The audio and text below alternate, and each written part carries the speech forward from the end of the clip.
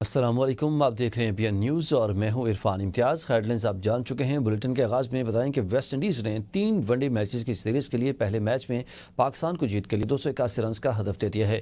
ٹرائنڈا میں کھیلے جانے والے میچ میں پاکستان نے میزبان ویسٹ انڈیز کے خلاف ٹاس جیت کر پہلے فیلڈنگ کا فیصلہ کیا۔ ویسٹ انڈیز کی ٹیم 49 اوورز میں 280 رنز بنا کر آؤٹ ہو گئی۔ ویسٹ انڈیز کی طرف سے ایوان ایلیوس نے سب سے زیادہ 60 رنز بنائے۔ گڈا کشموتی نے 31 رنز کی اننگ کھیلی۔ شاہین شاہ آفریدی نے 49 رنز دے کر 4 وکٹیں حاصل کی۔ نسیم شاہ نے 3، سائم ایوب، سفیان مقیم اور سلیمان آغا نے 1 وکٹ حاصل کی۔ پہلے میچ میں پاکستان کی ٹیم عبداللہ شفیق، سائم ایوب، بابر اعظم، محمد رضوان، سلیمان آغا، حسن نواز، حسین طلعت، فہیم اشرف، شاہین آفریدی، نسیم شاہ اور سفیان مقیم شامل ہیں۔ امریکی صدر ڈونلڈ ٹرمپ نے آذربائیجان اور آرمینیا کے درمیان امن معاہدہ کرا دیا ہے۔ وائٹ ہاؤس میں صدر ٹرمپ کی موجودگی میں آذربائیجان کے صدر اور آرمینیا کے وزیر اعظم نے مکمل جنگ بندی کے معاہدے پر دستخط کیے۔ آذربائیجان اور آرمینیا کے سربراہان نے ٹرمپ کو نوبیل امن انعام کے لیے بھی نامزد کر دیا۔ صدر ٹرمپ نے کہا کہ دونوں ممالک تجارت اور معیشت کو ترجیح دیں گے۔ آذربائیجان کے ساتھ فوجی تعاون پر عائد پابندیوں کو ہٹا رہے ہیں۔ دونوں ممالک بڑی جنگ کی طرف جا رہے تھے۔ میں نے دونوں ممالک سے کہا کہ لڑائی نہیں، تجارت کرو، جنگ نہیں، امن و تجارت چاہتے ہیں۔ ٹرمپ نے ایک بار پھر پاک بھارت جنگ پر بات کرتے ہوئے کہا کہ میں نے پاکستان اور بھارت کے درمیان جنگ رکائی۔ مزید کہا کہ میری کوشش ہے کہ روس یوکرین جنگ جلد ختم ہو۔ روسی صدر پیوٹن سے جلد ملاقات کروں گا۔ روسی صدر پیوٹن سے ملاقات جمعہ کو الاسکا میں ہوگی۔ امریکی صدر ڈونلڈ ٹرمپ نے اپنے ٹویٹ میں لکھا کہ ملاقات 15 اگست کو 2025 کو امریکہ کی عظیم ریاست الاسکا میں ہوگی۔ یہ ملاقات یوکرین تنازع کے دیر پا امن تک پہنچنے کے حوالے سے ہوگی۔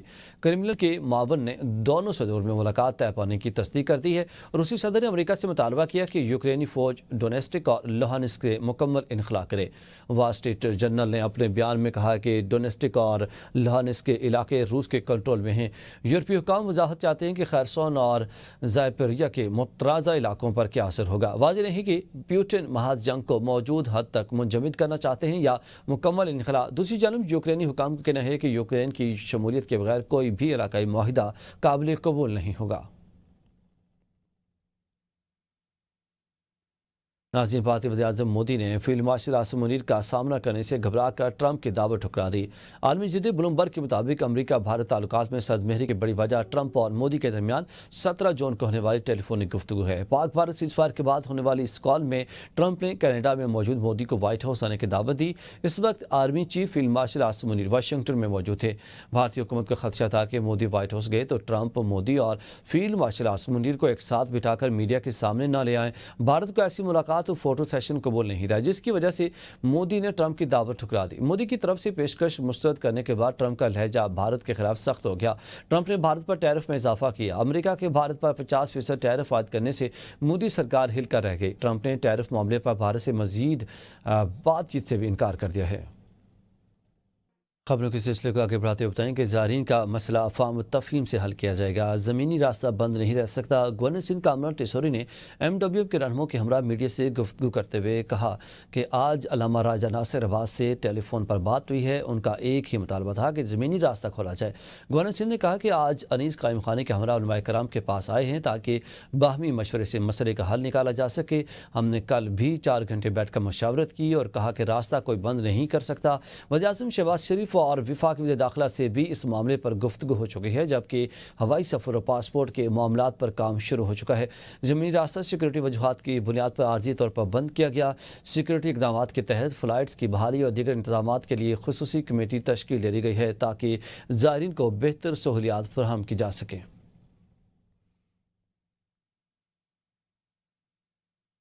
پولیس نے ابتدائی تحقیقات مکمل کرنے کے بعد پاکستانی کرکٹر حیدر علی کا موبائل فون واپس کر دیا۔ تحقیقات کے دوران پولیس نے ان کے موبائل فون کا مکمل ڈیٹا اور ریکارڈ چیک کیا۔ ذرائع کا کہنا ہے کہ حیدر علی نے پولیس انٹرویو میں زیادہ تر سوالات پر نو کمنٹس کا جواب دیا۔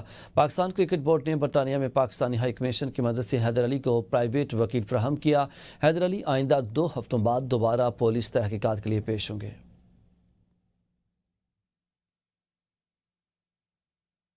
वज़ीर-ए-आज़म शहबाज शरीफ से chairman peoples party Bilawal Bhutto Zardari की मुलाकात। बिलावल भुट्टो ज़रदारी की वज़ीर-ए-आज़म से इनके कज़न मियाँ शाहिद शफ़ी के इंतकाल पर इजहार ताज़ियत, मरहूम की बुलंदी दर्जात की दुआ और अहले खाना के लिए सब्र जमील की दुआ। बिलावल भुट्टो ज़रदारी ने मरहूम मियाँ शाहिद शफ़ी के बड़े भाई जावेद शफ़ी से भी टेलीफोन पर रब्ता किया, ताज़ियत की। सेनेटर शहरी रहमान और रुकन कौमी असम्बली आसफ़ा भुट्टो ज़रदारी भी बिलावल भुट्टो ज़रदारी के हमरा थे। मुलाकात में नायब वज़ीर-ए-आज़म, वज़ीर इत्तलात अताउल्लाह तारर, राना सनाउल्लाह और दीगर मौजूद थे। वज़ीर दिफा ख्वाजा आसिफ की नवाज शरीफ से हम मुलाकात। सियासी और पार्टी उमूर पर तबादला ख्याल। लाहौर में मुस्लिम लीग नून के कायद नवाज शरीफ और ख्वाजा आसिफ के दरमियान मुलाकात हुई, जिसमें मौजूदा सियासी सूरत हाल और पार्टी मामलात पर तफसीली गुफ्तगू की गई। नवाज शरीफ ने कहा कि ख्वाजा आसिफ इनके बेहतरीन दोस्त और मुश्किल के साथी हैं। हमने आसान और कठिन दोनों दौर एक साथ गुजारे हैं। नून लीग में हमेशा सियासी वर्कर को सबसे ज़्यादा अहमियत दी गई है। ख्वाजा आसिफ ने नवाज शरीफ की सियासी बसीरत को सराहते हुए कहा कि मुल्क जब भी मुश्किलात का शिकार हुआ, नवाज शरीफ ने रहनुमाई का किरदार अदा किया। उन्होंने कहा कि कल भी मुल्क को डिफॉल्ट से निकालने के लिए कुर्बानियां दी और आइंदा भी यह सफ़र जारी रहेगा। मीडिया पर ख्वाजा आसिफ के इस्तीफे से मुतालिक हलचल पैदा होने के बाद उन्होंने सोशल मीडिया पर इसकी तरदीद की थी। सूबाई वज़ीर इत्तलात और नशरियात अस्मा बुखारी का नवाज शरीफ और ख्वाजा आसिफ की मुलाकात पर रद्द-ए-अमल। कहती हैं कि नवाज शरीफ से ख्वाजा आसिफ की मुलाकातें होती रहती हैं। मेरा बैरून मुल्क का दौरा था तो मुख्तलिफ बातें की गईं। कोई इस्तीफ़ा नहीं दे रहा, मनफी बातें होती रहती हैं। इस्तीफ़ा किसी की ख्वाहिश हो सकती है। हम सब आवाम के दरमियान मौजूद हैं। इन 5 सालों में पाकिस्तान को ट्रैक पर लाए बगैर हम कहीं नहीं जाएंगे।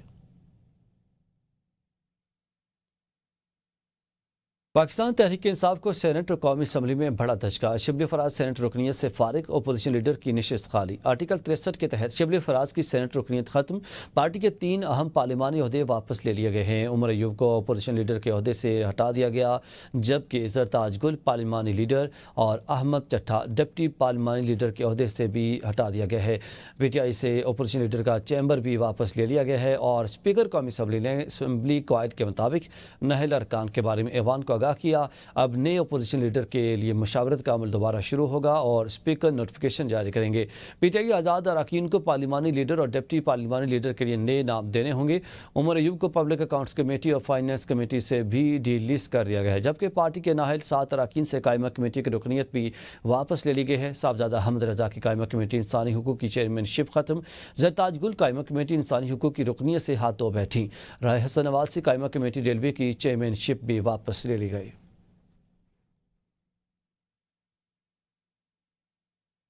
सेनेट सेक्रेटरीट का अनोखा कारनामा। सेनेटर शिबली फराज को नाहली और फरागत के बावजूद इंक्वायरी कमेटी में शामिल कर लिया। सेनेट सेक्रेटरीट ने 7 अगस्त को शिबली फराज समेत दीगर अरकान पर मुश्तमिल इंक्वायरी कमेटी का नोटिफिकेशन किया।